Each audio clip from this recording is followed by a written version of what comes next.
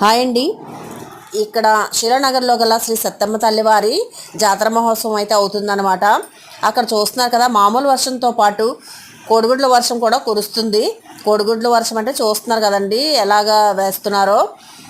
ఇక్కడ అందరూ మొక్కుకొని అమ్మవారికి ఇలా కర్రలతో మగవాళ్ళు కొడుతూ ఉంటే వారి మీదకి కోడిగుడ్లు అందరూ విసురుతారు.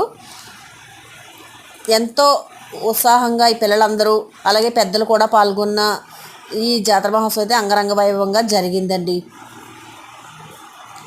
గౌరజగ్గయ్యపాలెం నగర రామాలయం నుండి ప్రారంభమై సత్తమ్మ తల్లివారి ఆలయం వద్దకు ఈ జాతర చేరుకుందనమాట.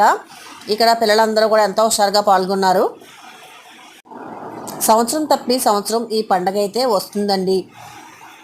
ఒక సంవత్సరం దుర్గమ్మ వారి పండగ జరిగితే ఓ సంవత్సరం సత్తమ్మ తల్లివారు అలాగే కుంచాలమ్మ వారి తల్లి పండగ అయితే అవుతుంది. Thank you.